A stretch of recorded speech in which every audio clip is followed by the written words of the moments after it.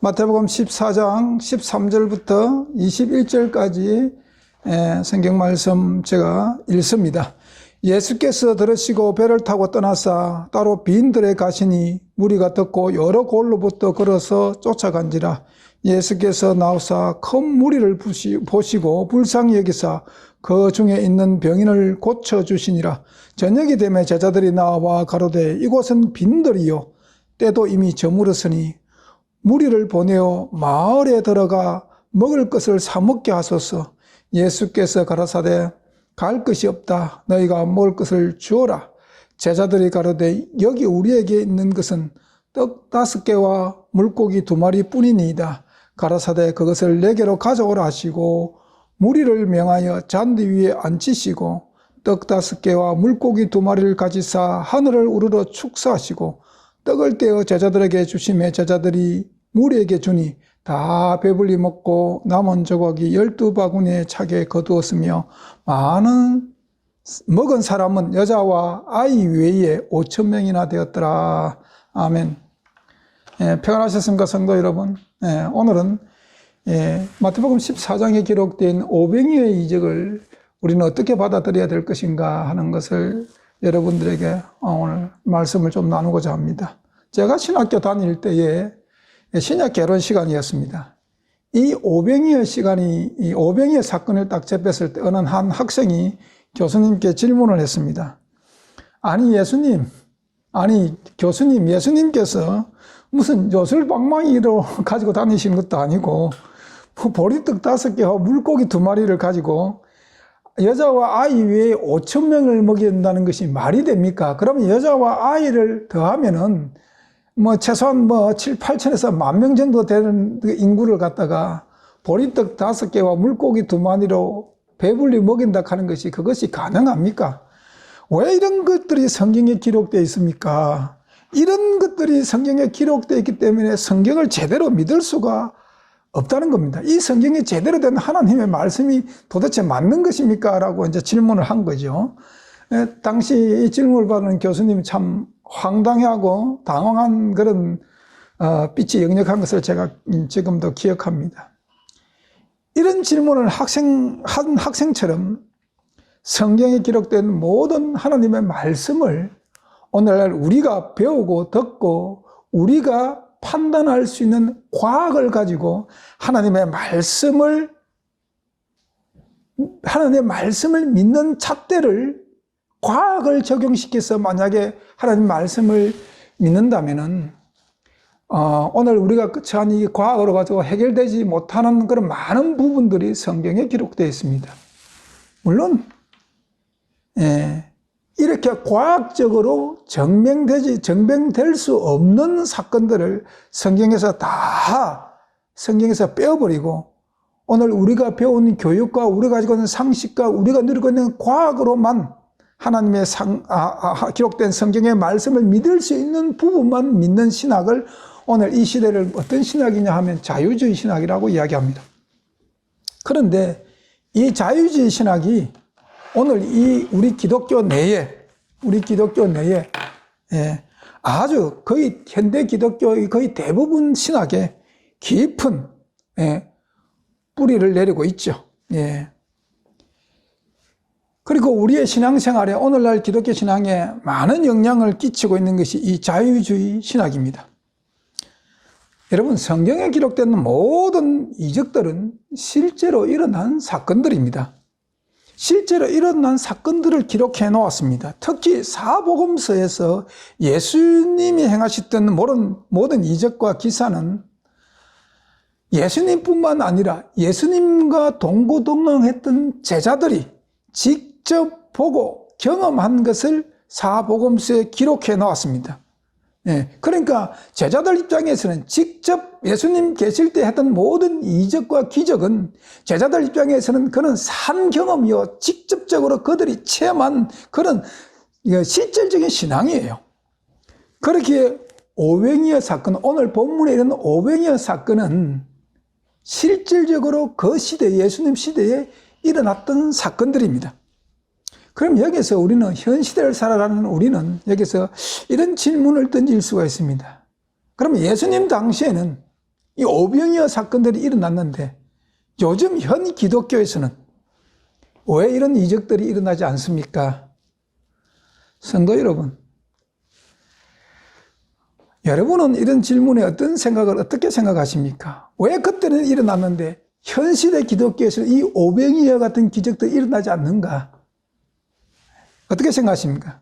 정말로 이 시대 요즘에는 오병이어 이적이 일어나고 있지 않는 시대에 오늘 우리가 살고 있고 우리는 그런 시대 가운데서 예수 그리스도를 믿고 있습니까? 아닙니다. 오히려 우리는 예수님께서 오병이어의 기적을 행하던 그 시대보다 더 넘쳐나는 오병이어의 사건 속에서 우리는 살고 있습니다. 네. 그런데 우리가 그 사실을 망각하고 살기 때문에 하나님께서 우리에게 매일매일 내려주는 오병이어의 사건들을 우리는 깨닫지 못하고 있을 뿐입니다. 우리가 깨닫지 못하기 때문에 사람들은 자기가 깨닫지 못하기 때문에 자기가 그것을 인정할 수 없기 때문에 이 시대에 오병이어는 일어나지 않는다고 이야기하고 있습니다. 현 시대를 살아가는 모든 사람들은 이미 오병이어의 삶을 살아가고 있습니다. 여러분, 우리가 오늘 이 사건을 통해서 우리의 신앙을 다시 점검하세요. 우리는 이미 넘쳐나는 오병이어의 사건 속에서 하루하루 삶을 살아가고 있는 그런 삶을 사는 그런 존재들입니다. 정말일까요? 예, 정말입니다. 우리 한번 성경으로 짚어봅시다.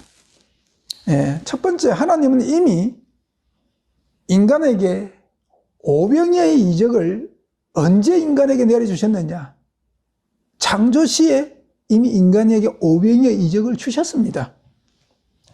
저는 농부의 아들로 태어났습니다. 그래서 시골에서 농사 짓는 부모님 밑에서 자랐기 때문에 자연히 어릴 때에 농사를 같이 지어본 경험이 있죠. 좀 풍부하죠. 예. 그런데 그때 참 제가 놀라운 경험을 했습니다. 지금은 영농의 기계화가 되어가지고 사람들이 직접 모를 심지는 않습니다. 모를 심지는 않아요. 그러나 제가 어릴 때만 하더라도 영농이 기계화가 되지 않아가지고 사람들이 직접 논에 봄 5월달이면 모를 심었습니다. 네. 그래서 온 마을 사람들이 품앗이를 하면서 거의 한 달간 온 들판에 있는 논에다가 모를 사람들이 심었죠. 그때 모를 심을 때 모는 그 모에 3개 내지 4개를 손에 쥐고 심습니다. 3개에서 4개. 평균 그렇게 심습니다. 그래서 모내기가 끝난 논을 보면은, 논에 물이 이제 되어져 있죠. 예. 그런데 끝난 논을 보면은 참 물된 논에 뭐가 엉성하게 그렇게 서 있어요. 왜? 3개, 4개, 그것도 일정한 간격을 두고 심었기 때문에, 빈대가 많고 뭐가 서 있는지 참 엉성합니다. 그런데 놀랍게도 뭐가 자라면서 뿌리에서부터 가지치기가 시작됩니다. 3개에서 4개 정도 심은 모가 가지치기가 끝나면 그 한 포기에 모가 15개에서 20개로 늘어납니다. 그리고 그 한 줄기 벼에서 이삭이 나죠. 이삭이 나가 벼가 익어서 이제 고개를 숙입니다. 그리고 가을에 수확할 때에 그 한 줄기에서 난 이삭을 제가 잘라가지고 알을 세어본 경험이 직접 있습니다. 얼마만큼 여기 열리는가. 예. 그런데 그 이삭 하나에 평균 한 120개 정도가 열립니다. 농사가 잘 된 논에는 130개도 열리고 하는데 농사가 좀 덜 된 데는 105개, 110개도 열리, 평균으로 잡으면 한 120개의 벼가 한 줄기에 달립니다. 벼씨가 싹이 터서 벼 모종이 되는데 벼 모종을 3개에서 4개 심었는데 그 심은 결과 가을에 얼마만큼 벼를 수확하느냐. 3 내지 3개에서 4개 심은 그 모가 벼 씨알을 가을에 1800개에서 2400개를 거둡니다. 네. 여러분, 벼뿐만 아닙니다. 모든 과일나무를 한번 보십시오.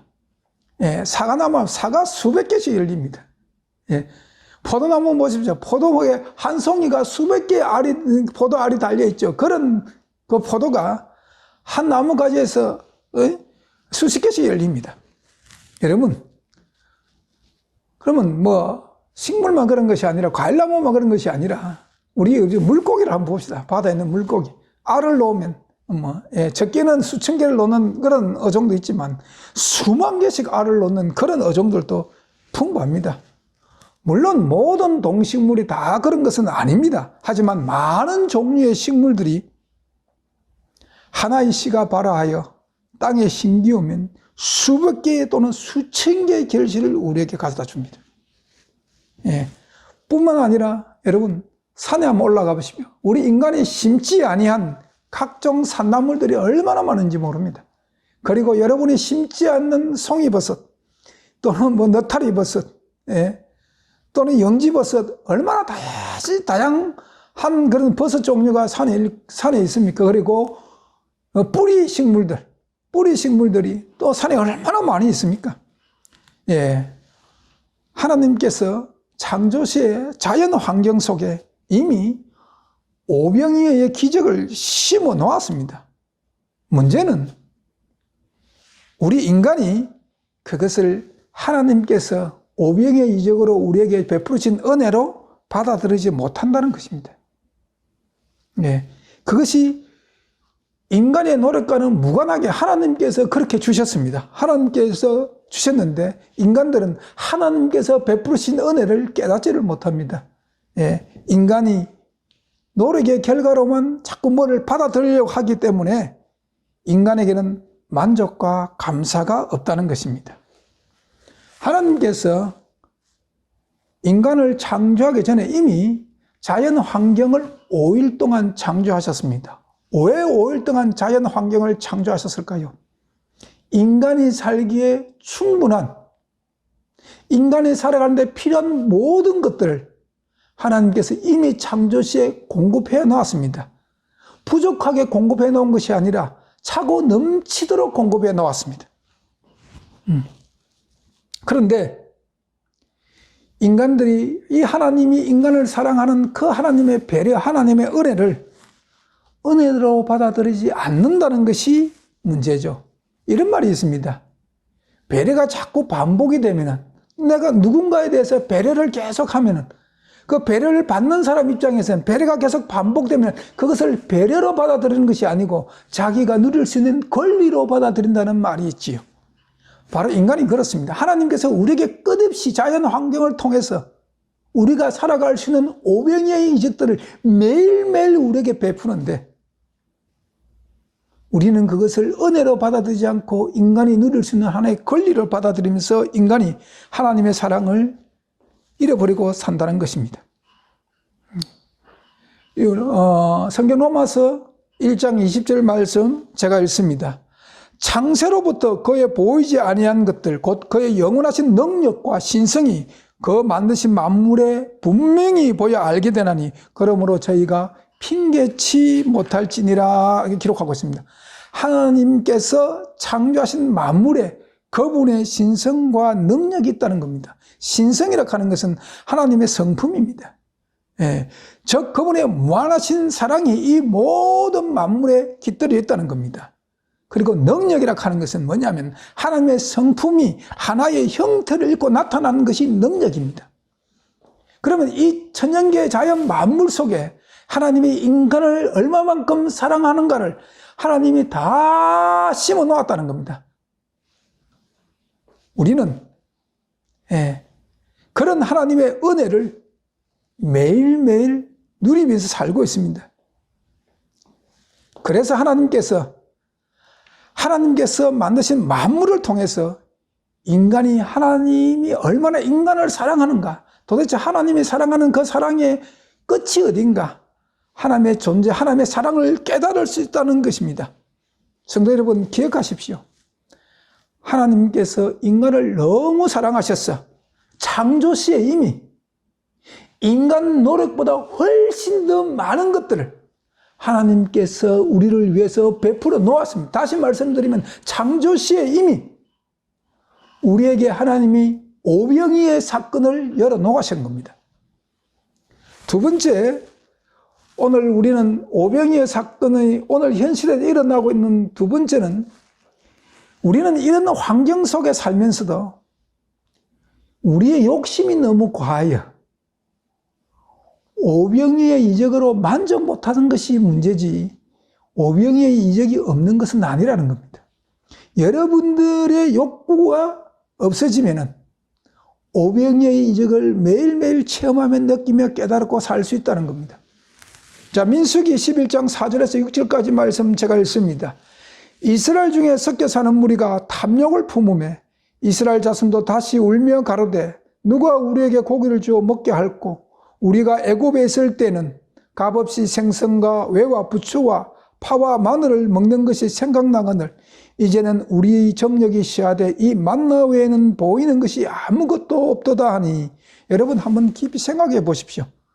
이스라엘은 출애굽하여 홍해바다를 건넜습니다.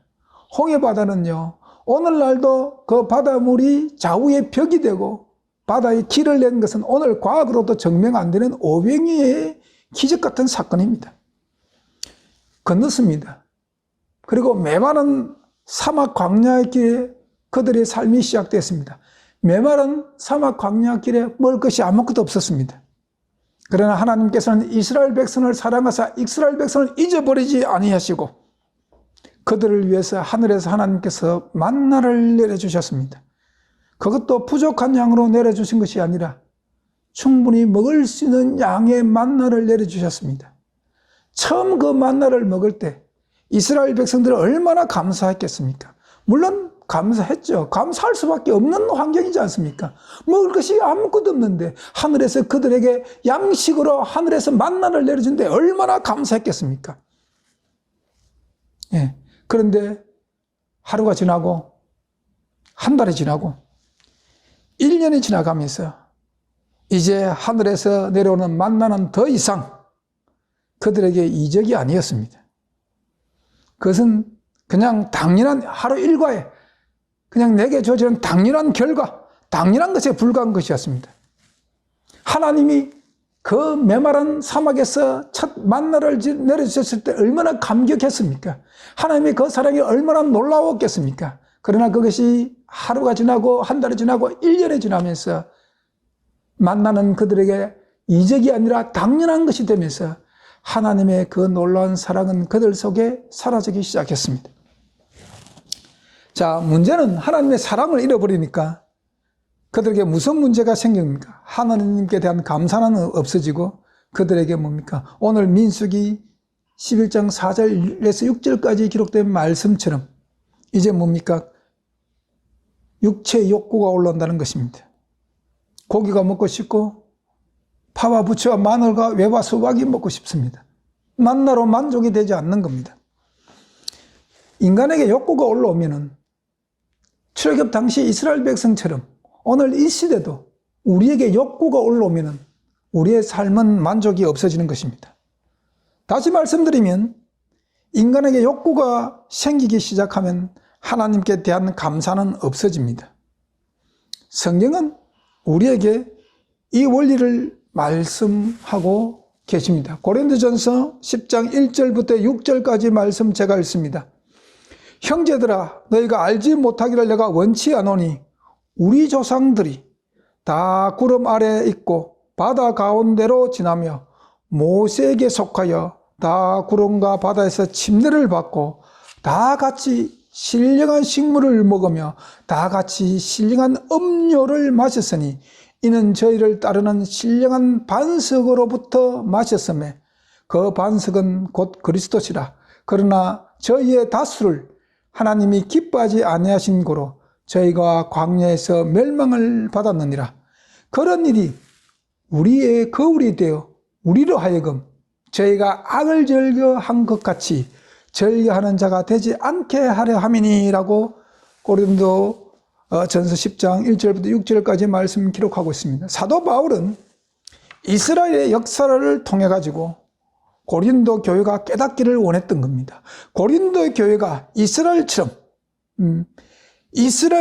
멸망의 전철을 밟기를 원치 않았다는 강력한 마음이 고린도전서를 통해서 고린도 교회 사도 바울이 전하고 있는 것입니다. 성경을 읽을 때에 성경은 우리에게 우리의 모습을 비춰보는 진정한 참 거울이 되어야 합니다. 이 시대를 살아가는 성도 여러분, 이미 하나님께서는 모든 것을 주셨습니다. 인간을 구원하기 위해 자기 독생자까지 십자가에 내어주셨는데, 여러분 지금 그 하나님의 사랑을 얼마나 간직하고 있습니까? 우리는 만족하지 않죠. 아니, 우리는 하나님은 이미 창조시에 다 줬고 또 우리의 죄를 구원하기 위해서 하나밖에 없는 자기 독생자를 십자가에 내어주셨습니다. 우리의 죄를 대속하기 위해서. 그런데 그 놀라운 사랑을 우리는 하루가 지나고 한 달이 지나고 1년이 지나면서 만나를 내려주던 그 하나님의 사랑을 잊어버린 이스라엘 백성처럼 오늘 이 시대의 기독교인들이 그 하나님의 첫사랑을 잊어버리고 사는 자들이 얼마나 많습니까? 그래서 이 시대를 살아가는 많은 기독교인들이 지금도 기도가 자기의 필요한 것을 채워달라고 새벽 기도 시간마다 금요 철야 시간마다 하나님께 부르짖고 또 부르짖고 하는 것이 오늘 현 기독교의 실태입니다. 성도 여러분, 인간의 욕구가 끝이 있습니까? 없습니다. 하나의 욕구가 충족되면 그보다 더 큰 욕구가 올라옵니다. 왜냐하면 욕구는 죄의 본성에서 올라오는 것이기 때문에 그렇습니다. 야고보서 1장 15절 말씀 봅니다. 욕심이 잉태한 적 죄를 낳고 죄가 장성한 적 사망을 낳느니라 라고 기록하고 있습니다. 욕심이 죄를 낳는다는 겁니다. 그런데 그 죄가 장성한다는 것입니다. 예. 이 말은 욕심이 장성한다는 것과 똑같습니다. 욕심이 장성한다는 것, 욕심이 죄를 낳는데 그 죄가 장성한다는 것은 욕심이 자꾸 커진다는 것입니다. 욕심이 장성한다는 것과 똑같은 의미죠. 언제까지 욕심이 자라는가? 사망을 낳을 때까지 자란다는 것입니다. 다시 말씀드리면 인간은 욕심 때문에 죽는다는 것입니다. 그러면 인간의 욕구를 충족시키는 존재가 하나님일까요? 마귀일까요? 오늘 이 시대 기독교인들에게 제가 던지는 질문입니다. 내가 원하는 기도의 응답이 하나님일까요? 마귀가 주는 걸까요? 내가 갖고 싶은 나의 욕구를 하나님께 달라고 떼쓰면 기도하는데 그 욕구가 이루어졌는데 그 욕구를 충족시키는 기도 응답이 하나님일까요? 마귀일까요? 당연히 마귀입니다. 두말할 것 없이 마귀가 충족시켜 주는 것입니다. 그런데 기독교의 대부분 현재 기독교의 간증들이 간증하시죠. 하나님 은혜 받은 그 사건들을 이제 성도들에게 같이 나누기 위해서 간증들 많이 하고 있습니다. 대부분의 간증들이 자기의 욕구가 충족되고 응답된 것이 하나님의 은혜라고 하나님으로부터 받은 응답이라고 간증하고 있습니다. 이건 진정한 기독교가 아닙니다. 여러분, 욕구를 버리면 오병이어의 이적은 여러분을 둘러싸고 있다는 것을 진정하라고 깨달을 수가 있을 것입니다. 그리고 나의 주위에 하나님의 오병이어 사건들을 통해서 나를 지키고 보존하는 것이 여러분의 영적 눈으로 보일 것입니다. 예. 세 번째, 우리가 오병이어 사건을 우리가 어떻게 이제 경험하고 체험할 수 있느냐? 오병이어의 이적은 아주 평범한 데서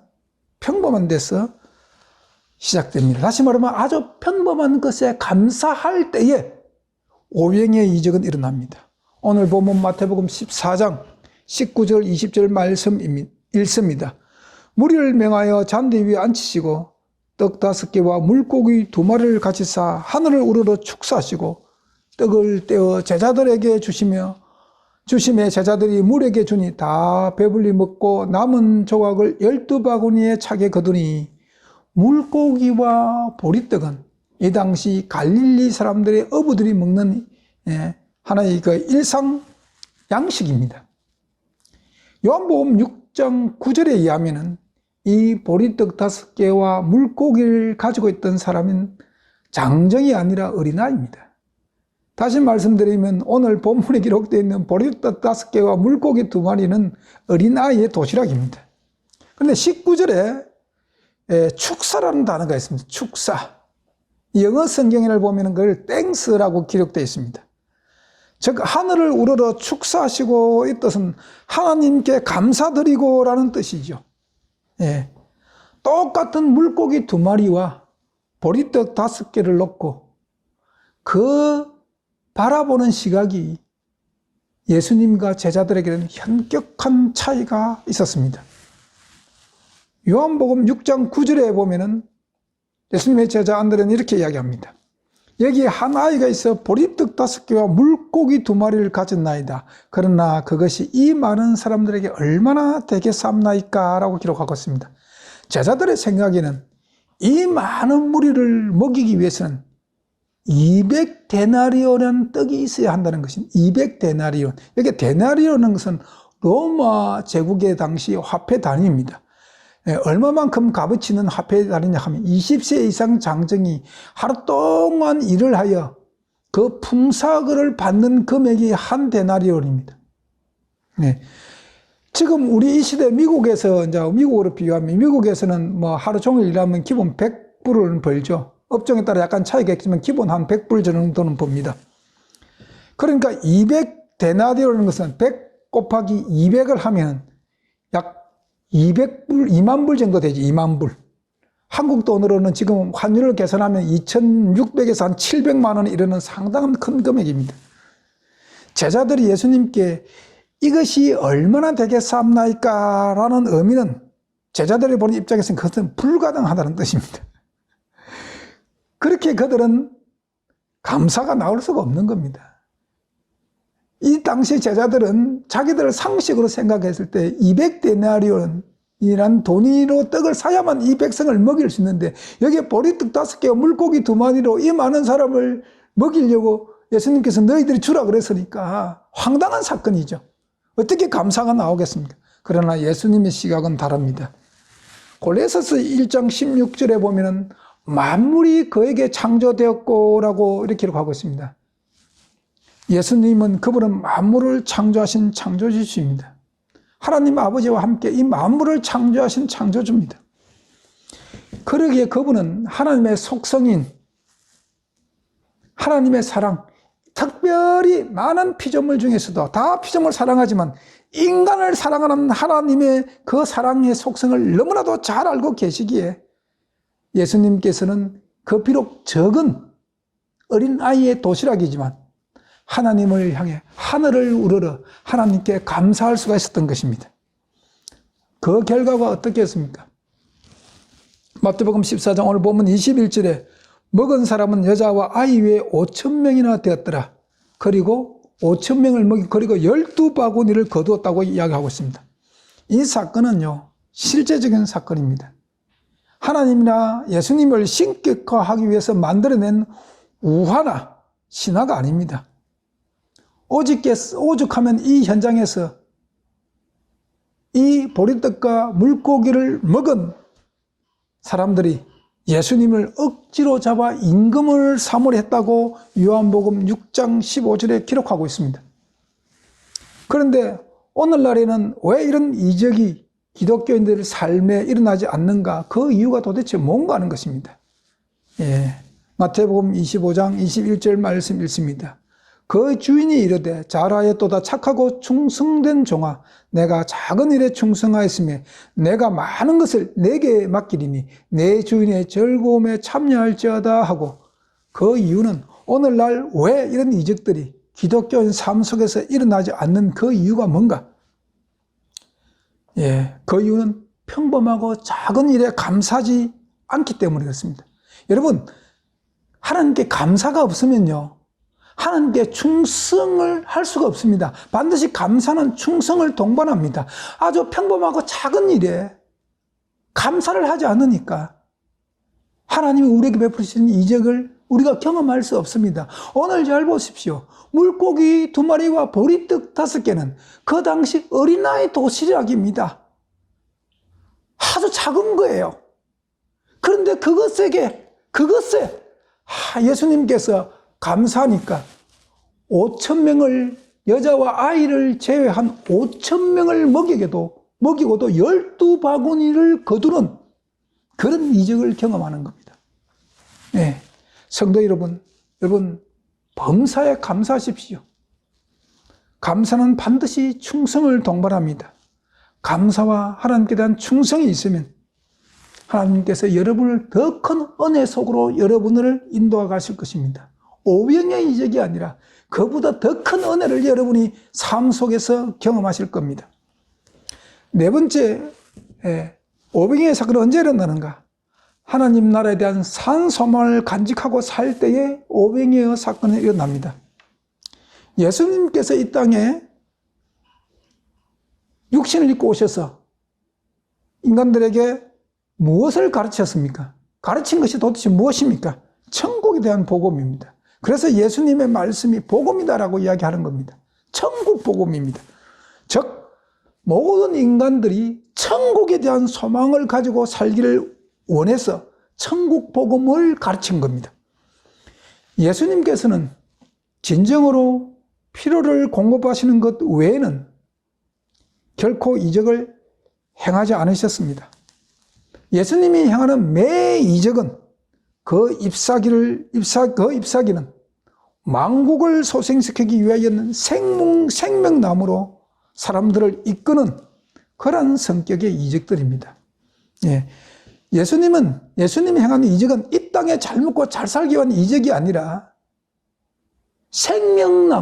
생명나무로 우리를 인도하기 위해서 그 이적을 행했었습니다. 그래서 천국을 가기 위해서 필요한 이적들을 예수님께서 행하셨던 겁니다. 예수님께서는 사람들에게 풍성한 식탁을 차릴 수도 있었습니다. 오늘 오병이어 사건에 물고기와 보리떡으로 먹이는 거나 그거는 창조주십니다.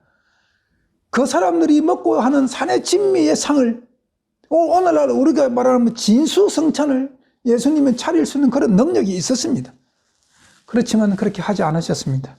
왜냐하면 인간의 식욕을 만족시키기 위하여 차린 식물은 그들에게 유익한 교훈을 주지 못합니다. 보리떡 5개와 물고기로 배부르게 먹은 사람들의 한 행동은 예수님을 억지로 잡아 그들의 임금을 삼으려고 했습니다. 왜요? 왜 삼으려고 했습니까? 예수님 붙들고 천국 가기 위해서 예수님을 임금 삼은 것이 아니고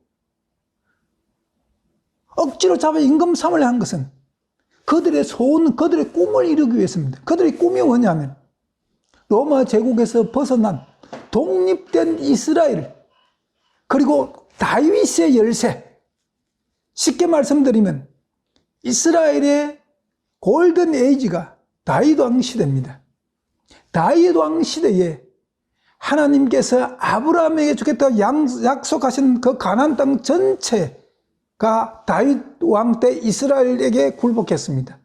모든 사람들은 그 아브라함이 약속한 땅에서 쫓아내지는 못했지만, 그러나 하나님께서 아브라함에게 주겠다 약속하신 그 가나안 땅의 모든 족속들이 다윗 왕에게 굴복해가지고 조공을 바쳤습니다.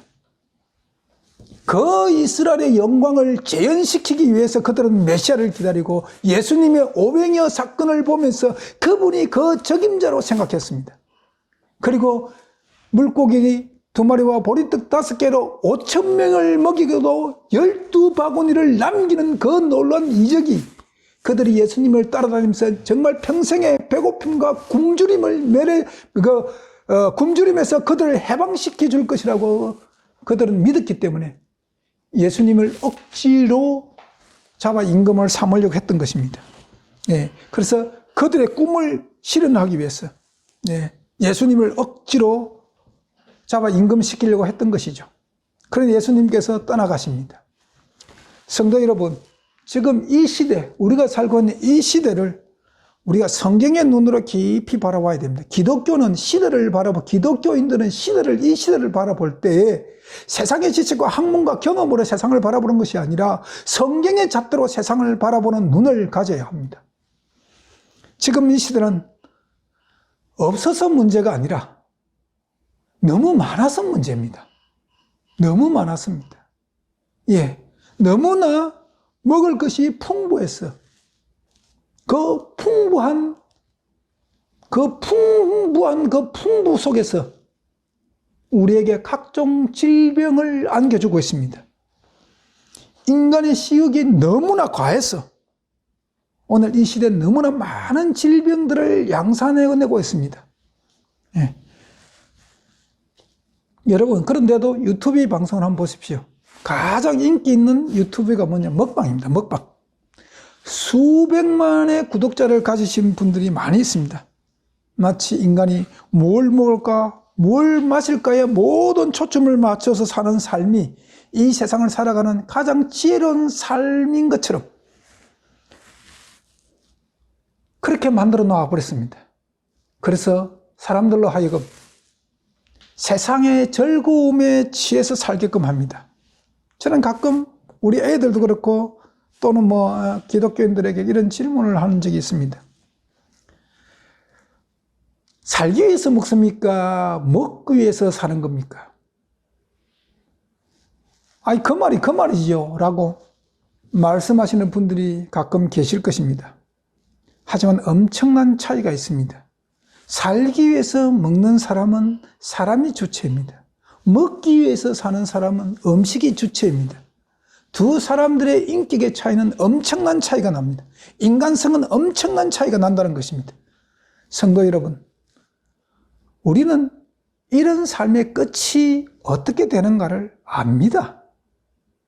왜냐하면 성경은 분명히 욕심이 잉태하면 뭘 낳는다요? 죄의 값은 사망입니다. 예. 그래서 예수님께서 당시에 자신을 따르는 제자들에게 세상의 사치, 세상에 너희들이 원하는 것, 너희를 갖기를 원하는 걸 내가 채워주겠다 약속한 적이 없습니다. 세상 사람들처럼 물질 문명에 빠져서 살기를 원하는 그런 삶을 주기를 원하지 않았습니다. 권력으로 세상을 지배하는 그런 삶을 주기를 원치 않았습니다. 세상에 사치를 약속하지 않으셨다는 것입니다. 그래서 오늘 오병이어의 이적의 식사는 예수님의 진수성찬을 차릴 수 있는 능력이 있었지만 순수하고 심지어 세상 사람들의 눈으로 볼 때는 그 식사가 아주 빈약하기 그지없는 그런 식사입니다. 하지만 예수님은 자기를 따르는 자들의 삶이 이 세상의 빈곤에 둘러싸일지도 모르지만 그러나 예수님의 말씀은 저희의 진정한 필요가 무엇인가를 알고 계시며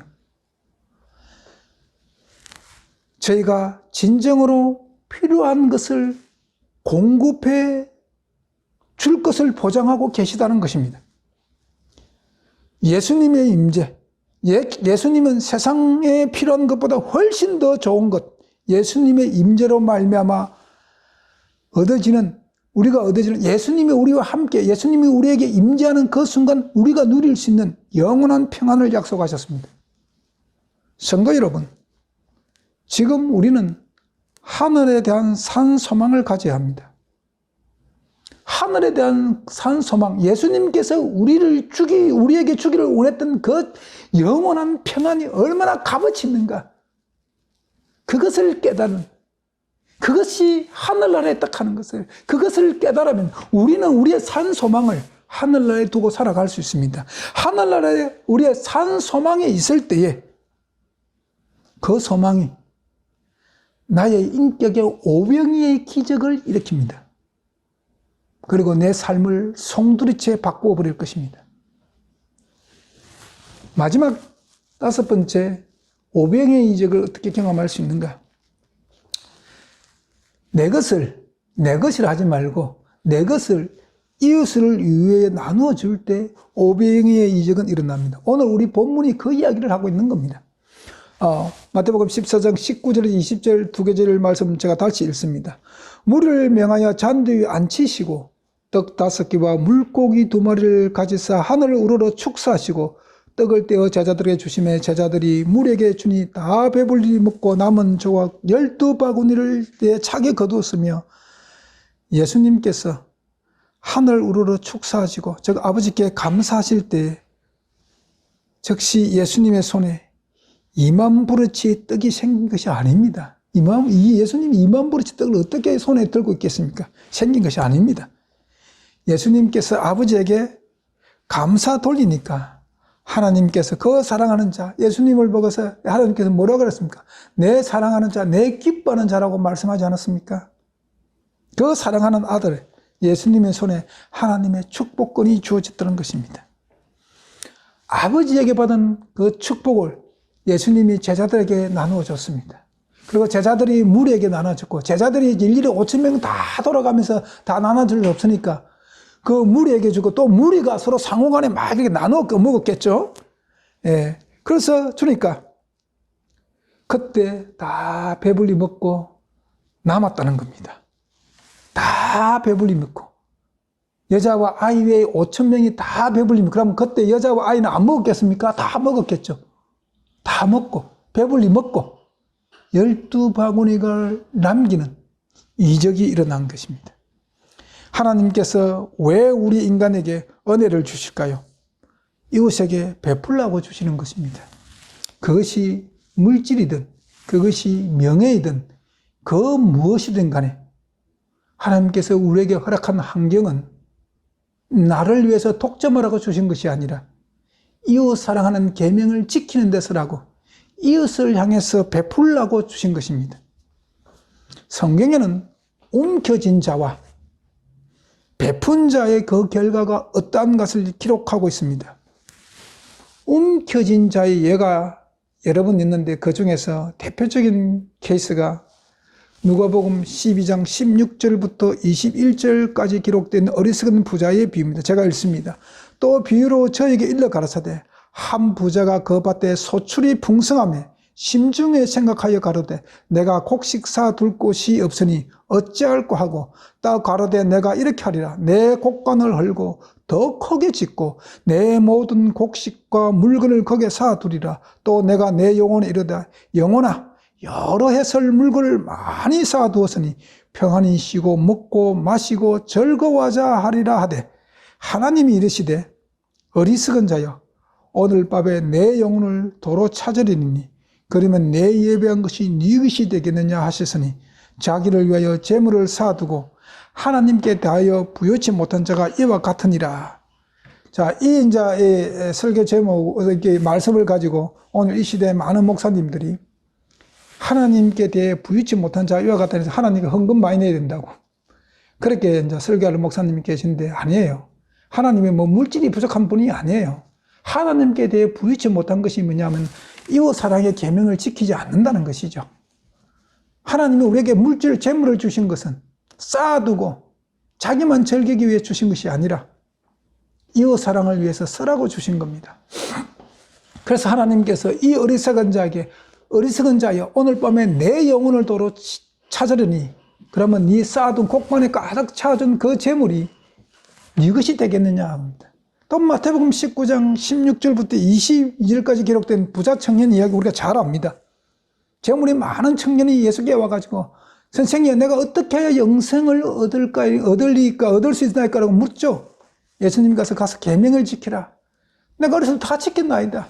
예수님께 한 가지 더 제안하면 네 가진 것 다 팔아서 가난한 자에게 나눠줘 나를 따르라 하는 게 그 부자 청년이 재물이 많은 거로 근심하여 갔더라 기록됐습니다. 그 부자는 예수님의 제자가 될 수 있는 절호의 찬스를 그 재물을 놓지 못해가지고 잃어버립니다.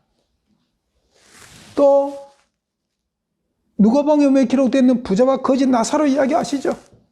네. 여러분 이 움켜진 자들이 결론이 어떻다는 것을 성경은 이미 우리에게 말씀해 주고 있습니다. 그리고 나누어준 자가 어떻게 하나님의 은혜를 받았는가 예가 있는데 바로 누가복음 19장에 기록된 삭개오입니다. 제가 8절 9절 말씀 읽습니다. 삭개오가 서서 주께 여짜오되 주여 보시옵소서 내 소유의 절반을 가난한 자들에게 주겠사오며 만일 이것을 토식한 일이 있으면 4배나 갚겠나이다. 예수께서 이르시되 오늘 구원이 이 집에 있으며 이르렀으며 이 사람도 아브라함의 자손임이로다 이렇게 합니다. 삭개오가 자기의 재물을 가난한 자를 위해서 내놓을 때에 그에게 구원이 보장되었습니다. 삭개옥의 구원은요, 오병이의 기적입니다. 삭개오가 예수님의 은혜를 받고 그 받은 감동으로 자기의 것을 나눠줄 때에 그에게 이적이 일어난 겁니다. 아브라함의 자손이라고, 예수님으로부터 직접 아브라함의 자손이라고 그런 말씀을 들었습니다. 누가복음 6장 38절에 이런 말씀이 있습니다. 주라, 그리하면 너에게 줄 것이요 곧 후히 되어 누르고 흔들어 넘치도록 하여 너에게 안겨주리라. 여러분, 보리떡 5개와 물고기 2마리를 어린아이가 이 많은 군중들을 위해서 내어놓을 때에 이적이 일어난 겁니다. 오늘 이 시대에 왜 기독교인들에게 오병의 이적이 없는가? 우리는 움켜쥐기만 할 뿐이지 내어놓지를 않으려고 합니다. 예수님 재림했을 때에 여러분이 갖고 있는 그 많은 것들 다 하늘나라 가져갈 수 있는 것이 아닙니다. 아무도 가져갈 수 없습니다. 예.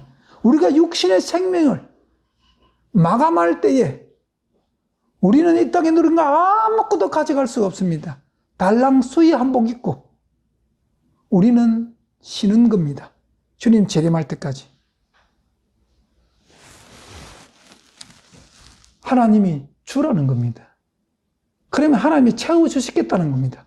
얼마만큼, 네가 준 만큼 채워준 것이 아니라 후히 되어 누르고 차고 넘치도록 채워주시겠다고 하나님은 약속하십니다. 하나님의 말씀은 진리입니다. 이것이 하나님의 법칙입니다. 문제는 내가 이 하나님의 법칙 안에 있는가 없는가죠. 내가 하나님의 법칙 안에 내가 있을 때에 우리의 삶은 매일매일 오병이의 기적을 체험하면서 살아갈 수가 있습니다.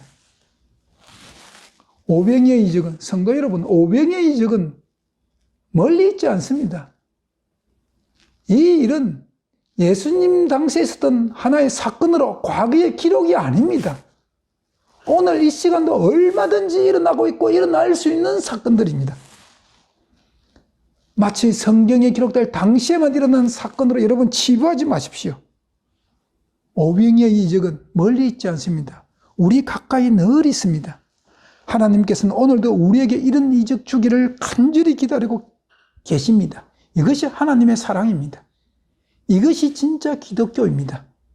여러분, 여러분의 신앙 속에서 오병이의 이적을 매일매일 체험하시면서 사시기를 예수님 이름으로 간절히 부탁드립니다.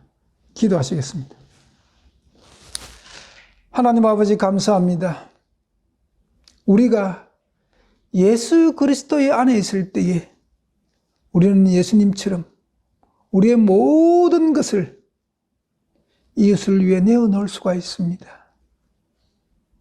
오늘 주님께서 너희가 주라 그 말씀에 순종할 때에 비록 보리떡 5개와 물고기 2마리 아주 적은 것이면 너무나 평범한 어린아이의 도시락이지만 하나님의 놀라운 이적을 경험했습니다.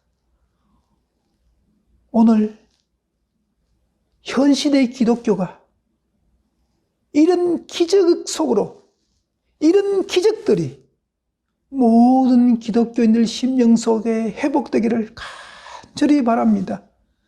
주님 오실 날이 얼마 남지 않았습니다. 우리가 이 기적을, 이 이적을 예수님의 마음속에, 예수님을 우리 마음속에 모셔서 이 이적의 삶을 매일매일 살아서 예수 그리스도의 향기가 나올 수 있는 그런 삶을 살아갈 수 있는 진정한 크리스찬이 되게 하여 주시옵소서. 예수님 이름으로 기도합니다. 아멘.